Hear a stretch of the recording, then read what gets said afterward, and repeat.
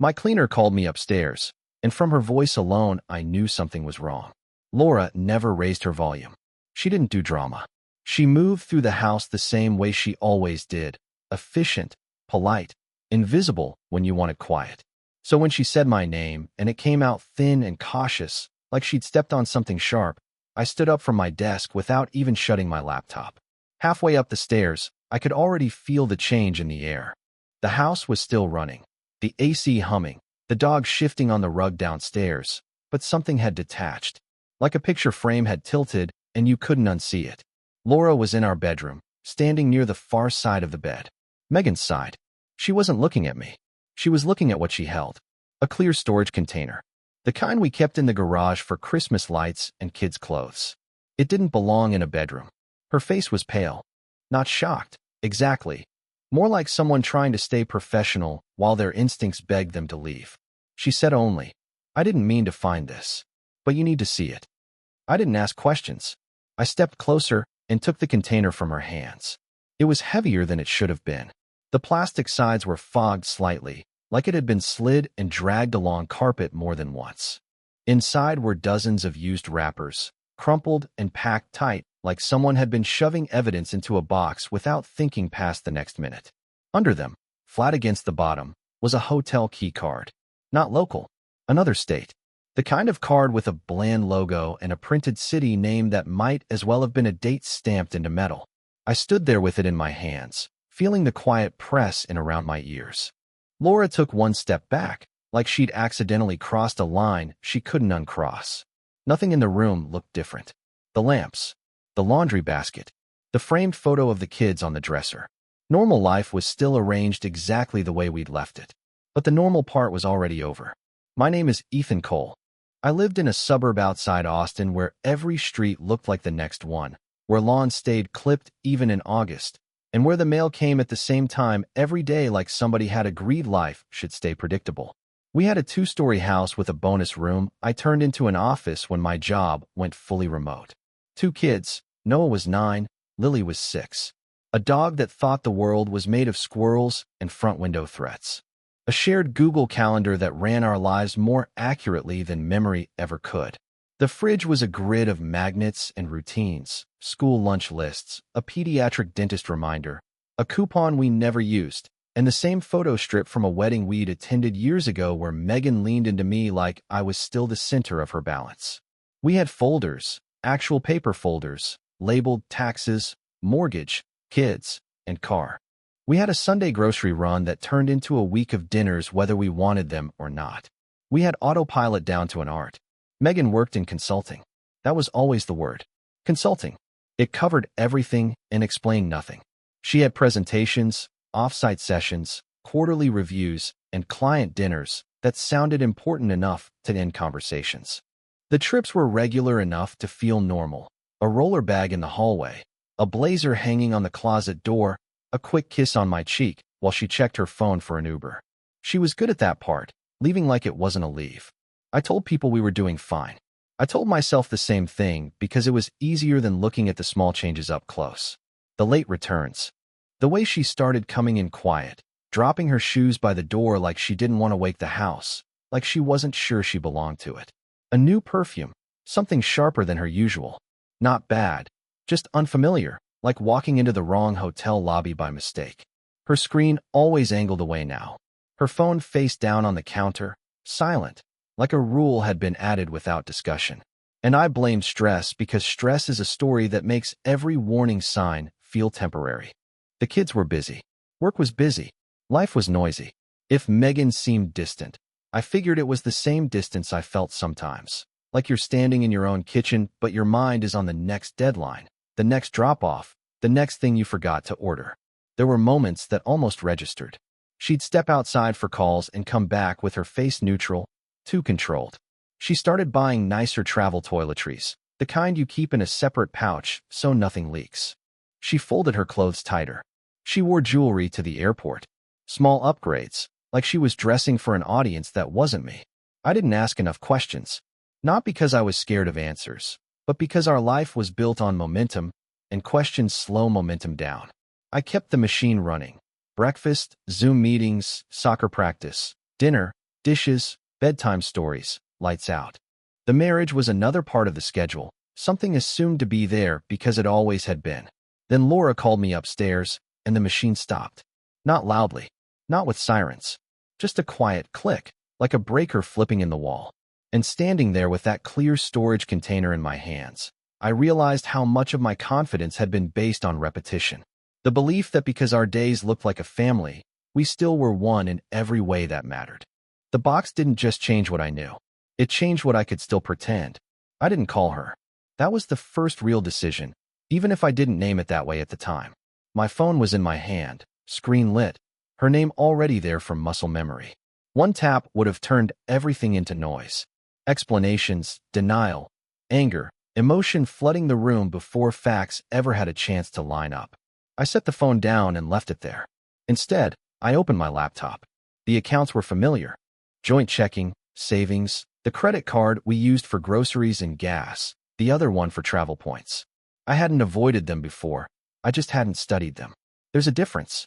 I pulled statements month by month, exporting them into a spreadsheet because that's how my brain works when something stops being emotional and starts being real. The first thing that stood out wasn't the spending. It was the gaps. Days where Megan was traveling, but the card barely moved. No airport food. No hotel bar charge. Just silence, followed by clustered activity at odd hours, like someone compressing a life into narrow windows. I cross-referenced flights. She'd mentioned Chicago more than once. Corporate training, team sessions, networking. Chicago made sense. Big city. Consulting hub. Except the tickets weren't there.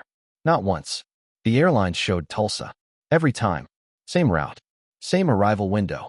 Same return pattern. Tuesday out, Thursday back. Repeated often enough that the randomness disappeared. I didn't feel shocked the way people describe it. There was no rush, no heat. Just a quiet recalibration. Like realizing a ruler you'd been using your whole life was misprinted, and everything you'd measured with it needed checking again. I pulled phone records next. Not content, just metadata. Call times. Durations. Frequencies. There was a number that appeared almost exclusively during those Tulsa trips. Long calls, always after 9 at night, always ending before 10, as if something else started at 10 and needed privacy. The hotel key card from the box sat on the desk beside me while I worked. I hadn't touched it again, but it anchored everything. This wasn't suspicion anymore. It was verification. I mapped dates against expenses, expenses against calls, calls against calendar entries. Patterns formed without effort once I stopped trying to explain them away. There was no improvisation in what I was seeing. It was organized, repeated, maintained. At some point, I realized I wasn't angry. Anger requires argument. What I felt was closer to clarity, the kind that drains emotion instead of fueling it. The story I'd been telling myself didn't collapse dramatically. It simply failed to match the data. By midnight, I wasn't searching for new information. I was confirming what I already knew. That's when I closed the laptop and sat back, hands flat on the desk, breathing slow. The shift wasn't loud or decisive. It was internal and complete. This stopped being about whether Megan was lying. If you've made it this far, this story clearly caught your attention. If you're enjoying it, drop a like on the video. It helps me see what kind of stories you want more of next. Let's keep going. It became about what I was going to do with the truth now that it had organized itself so neatly in front of me. I stopped looking for excuses the next morning. Not deliberately. It just didn't occur to me anymore. The reflex to soften things, to give her the benefit of the doubt, had burned itself out overnight. There was nothing dramatic about it. No anger. No sadness. Just the absence of that old habit of self-correction. Megan came home that evening like she always did. Same keys on the counter. Same casual question about dinner. Same tone she used when she wanted everything to stay where she left it. I answered normally. I cooked. I helped with homework. I listened to a story about a client that now sounded rehearsed instead of informative. On the outside, I looked exactly like the man she expected. Inside, I had already stepped away. I changed passwords first. Not impulsively, not all at once. I started with accounts she didn't use daily, cloud storage, financial portals, document vaults. Then I duplicated everything. Tax returns, deeds, statements, insurance policies, retirement summaries. I stored them in a new drive with a neutral name, Something that wouldn't trigger curiosity if she ever glanced at my screen. I wasn't hiding yet. I was preparing. There's a difference. I watched myself move through the house with a strange calm. The motions were familiar, but the intention behind them had shifted. I wasn't maintaining a marriage anymore. I was maintaining stability for the kids, for the schedule, for the version of life that still needed to function while something else ended quietly underneath it. I didn't test her mood, didn't probe with half questions, didn't check her face for guilt or tells. That part of me was gone. Observation replaced reaction. Data replaced hope. At some point, standing at the sink rinsing plates, it clicked fully into place. I wasn't trying to fix anything. That realization didn't hurt the way I thought it might. It didn't feel like giving up. It felt like clarity, finally finishing a sentence my mind had been writing for weeks. Fixing requires consent from both sides. Planning does not. I slept that night without reaching for her. Not as punishment. Just because the distance had already been established, I was only acknowledging it now. Lying there, listening to the house settle, I felt something solidify, not resentment, but resolve. This was the internal breakpoint. The moment where the outcome stopped being a question and became a process. I would stay calm. I would stay precise. I would not escalate or explain prematurely. I would let facts do what emotions couldn't. By morning, the decision no longer felt active. It felt complete. And once a decision reaches that state, everything after it becomes logistics. Once I stopped reacting, I started noticing things I'd trained myself to ignore. Not clues in the dramatic sense. Just behaviors that repeated because repetition is what real life runs on. Megan didn't suddenly become careless. She became consistent. And consistency is easier to map than chaos. Every night at 9:40, she stepped outside for a call. Not 9:30. Not 10. Always 9:40. Long enough after the kids were asleep. Late enough that it felt justified. She'd slip on a cardigan even in warm weather, like the call required a uniform. The door would close softly behind her.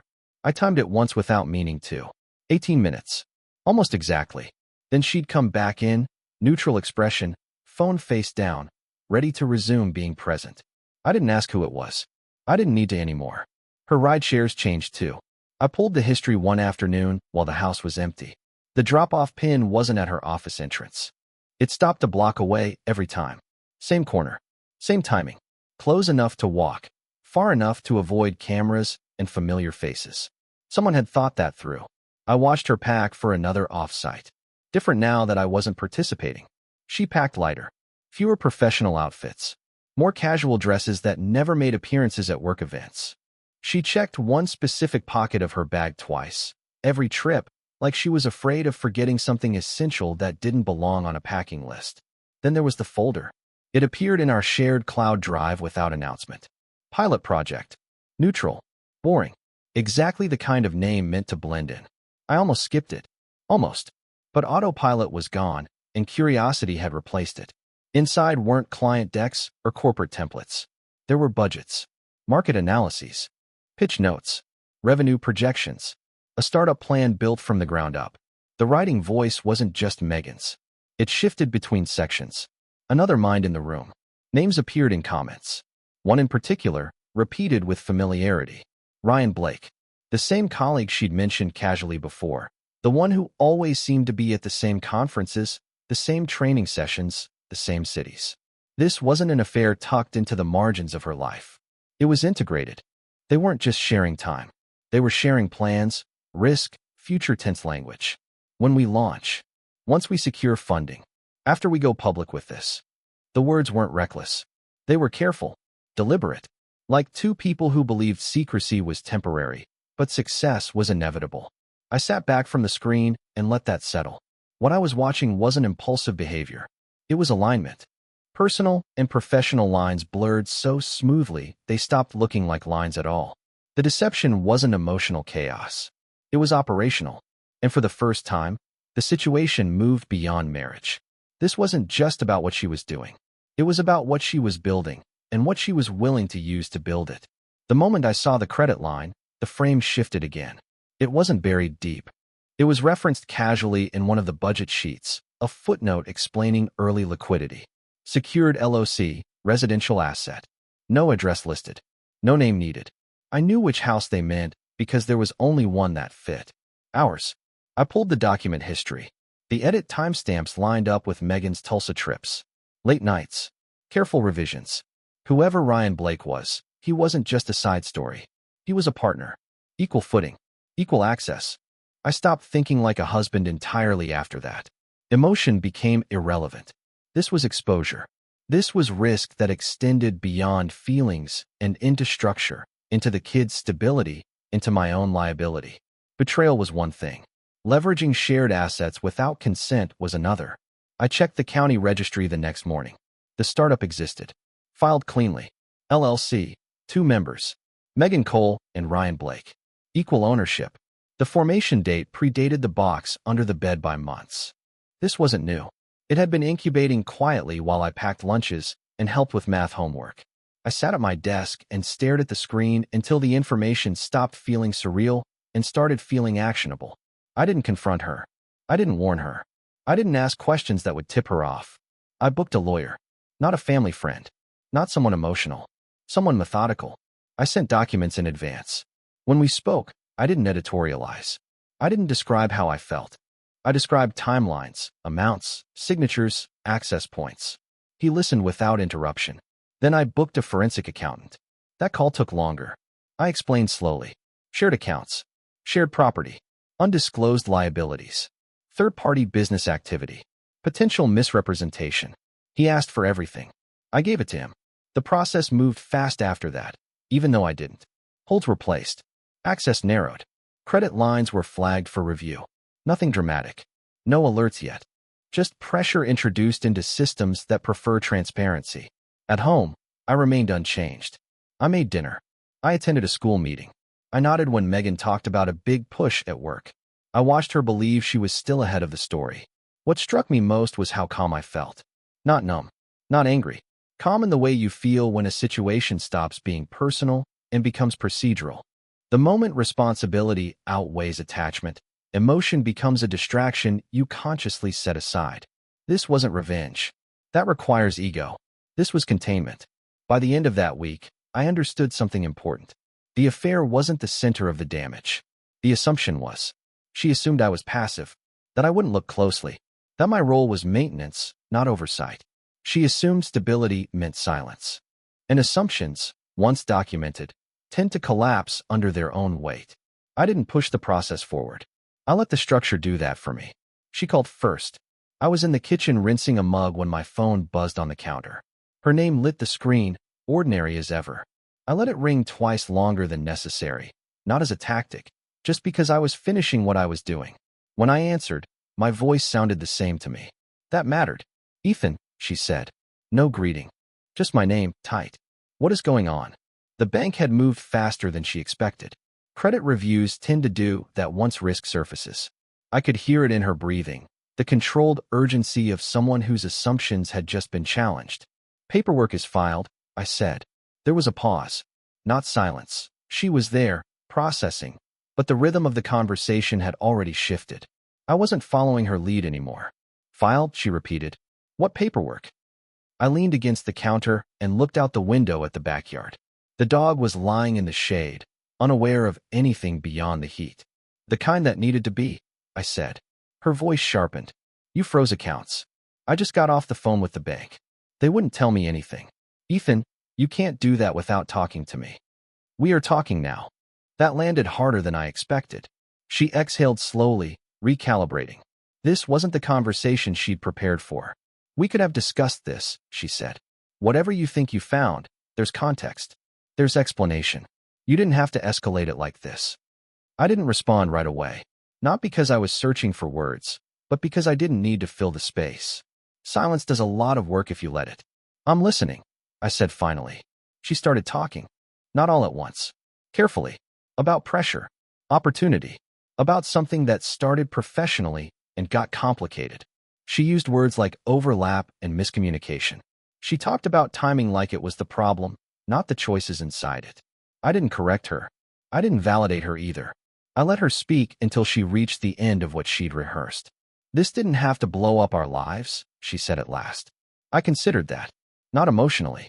Logistically. It already did, I said. Her voice dropped. So that's it. You just decide everything without me? I decided what I'm responsible for, I said, and what I'm not. She tried another angle then. Softer. Familiar. She said my name the way she used to when she wanted reassurance. Ethan, we've built a life. We have kids. A house. You don't walk away from that without a conversation. I kept my tone even. I didn't walk away. I secured it. That's not the same thing. It is from where I'm standing. She went quiet again. When she spoke, it was slower, edged with disbelief. You don't even sound upset. I'm not arguing facts, I said. There's nothing to argue. You're not giving me a chance to explain. I don't need one. That was the moment she understood the conversation wasn't a negotiation. She could hear it then, the absence of leverage. So what happens now? She asked. Now, I said, the process continues. I didn't threaten. I didn't promise. I didn't raise my voice or lower it. I ended the call the same way I'd answered it. Calm, precise, finished. And for the first time since Laura called me upstairs, I felt certain I was no longer reacting to events. I was responding to reality. After the filing, things moved without me applying pressure. That was the strange part. I'd expected confrontation, chaos, emotional fallout that required constant management. Instead, the situation behaved like a structure that had finally been load-tested. Once stress was applied, weak points failed on their own. Ryan Blake backed out first. I didn't hear it from Megan. I saw it in the documents. His access stopped abruptly. Comments in the shared folder went unresolved. A final note appeared, short, professional, distancing language about unanticipated legal exposure and timing concerns. He didn't disappear dramatically. He disengaged the way people do when risk becomes personal. Megan tried to keep momentum, but momentum without alignment doesn't last. The startup stalled within days. Vendors paused. A planned pitch was quietly canceled. The phrase, pending review, started showing up everywhere. Her employer followed next. Consulting firms are sensitive to conflict of interest violations. They don't need proof of misconduct, only proof of undisclosed risk. Once the startup surfaced, questions were unavoidable. Internal compliance reviews don't announce themselves loudly.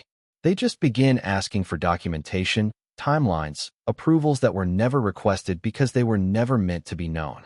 Accounts froze in stages. Not everything, just enough to make movement difficult. Enough to force explanations. I was contacted more than once. Each time, I answered factually.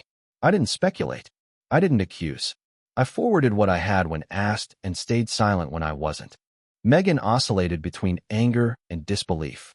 Not toward me directly, toward the situation, toward systems that weren't bending the way she expected them to. She sent messages I didn't respond to immediately. Some I didn't respond to at all. When we did speak, it was procedural. Schedules.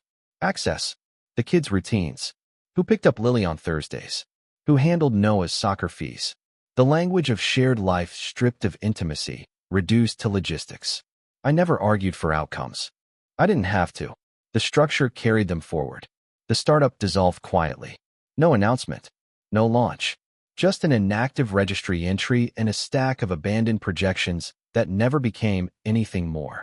Ryan resurfaced elsewhere within weeks, according to public records. Clean exit. Minimal damage. He'd insulated himself well. Megan couldn't do the same. The conflict review remained open. Her role shifted. Travel stopped. Her laptop stayed home more often than not. She moved through the house differently now. Uncertain, watching reactions that never came. I didn't celebrate. I didn't feel victorious. What I felt was distance. Not emotional distance, operational distance. The sense that events were unfolding in lanes I no longer occupied. My role was no longer to influence outcomes, only to respond when required. That shift changed everything. Because once you stop pushing, you can see clearly who was depending on you to keep things afloat without realizing it. And when you stop doing that, gravity takes over. By the time the paperwork finalized, the noise was gone. No more calls from compliance departments. No more forwarded emails with subject lines that sounded urgent but said nothing new. The process didn't end with a moment. It thinned out, like fog lifting without announcing itself. One day I realized there was nothing left pending. The house stayed with me. That part surprised people who assumed outcomes followed emotion instead of structure. But the documentation was clean. Primary residence. Primary caregiver. Primary continuity for the kids. There was no drama in the decision, no courtroom theatrics. Just a series of confirmations that reflected what had already been happening quietly. The kids stayed too. Primary custody sounds heavier than it feels once it's real. It wasn't about winning. It was about mornings. About backpacks by the door. About knowing which lunch someone would actually eat and which would come home untouched. The court language didn't capture that, but the routine did. Megan moved out without a scene. Boxes appeared gradually in the garage, then disappeared. Her presence in the house reduced itself to echoes, an empty drawer, a forgotten charger, a coat hook that stayed unused. When she left for the last time, it was during the afternoon, while the kids were at school. No goodbye conversation. No final argument. Just the closing of a door that didn't need punctuation. I stood in the kitchen afterward and waited for something to arrive. Relief, anger, sadness. None of it came immediately. What I felt was stillness, not peace. Stillness is different. Peace implies resolution. Stillness implies space. The house settled into a new version of quiet. Not the tense quiet from before, where something was being avoided. This one was neutral, honest. The kind of quiet that lets you hear what's actually happening instead of what you're afraid might. I didn't celebrate the outcome. There was nothing to celebrate. I adjusted. Schedules tightened. The calendar changed color. New routines formed without ceremony. I learned which nights were hardest for the kids and which were easier. I learned when to step in and when to let silence do its job. I learned that stability isn't loud, it's repetitive. Occasionally, I caught myself almost reaching for my phone to tell Megan something logistical before remembering that the structure had changed. Those moments passed quickly. They weren't painful, just reminders. Months later, I walked through the house one evening after the kids were asleep. The rooms looked the same. Furniture in place. Photos unchanged. But the weight was gone. What surprised me most wasn't that the marriage ended. It was how little effort it took once I stopped resisting reality. No confrontation had fixed this. No emotional speech. No dramatic exit. The truth didn't need performance. It needed acknowledgement. And once it had that, everything else aligned around it naturally. The story didn't conclude with triumph or collapse. It concluded with function, which, in the end, was all I needed. Laura still cleans the house once a week. The schedule never changed, and neither did she. Same quiet knock on the door. Same shoes left by the mat. Same methodical movement from room to room, like the house exists as a set of tasks instead of memories. Sometimes we pass on the stairs. She always pauses, lets me go first, like she did before. There's no awkwardness in it. No pity. Just recognition. She saw the moment before I did. That counts for something. Every now and then, usually when the house is empty and the afternoon light hits the hallway just right, she says the same thing. Good thing you came upstairs that day. She doesn't say it like advice or comfort. Just a statement. Like noting the weather. And she's right. That was the moment everything changed direction. Not because of anger or confrontation, but because something hidden surfaced into plain view. Reality didn't announce itself. It didn't demand attention. It waited quietly under the other side of the bed until someone happened to look. Life now is smaller in some ways. Quieter. More deliberate. But it's aligned. The kids are steady. The house feels honest. The calendar reflects what's actually happening instead of what's being concealed. Nothing about it feels dramatic in hindsight. Just necessary. And when I think back to that clear plastic box, to Laura standing there unsure whether to speak, I understand something I didn't then. Some truths don't arrive to destroy you. They arrive to redirect you. And once you see them, you don't need to rush. You just need to keep moving forward, one correct step at a time.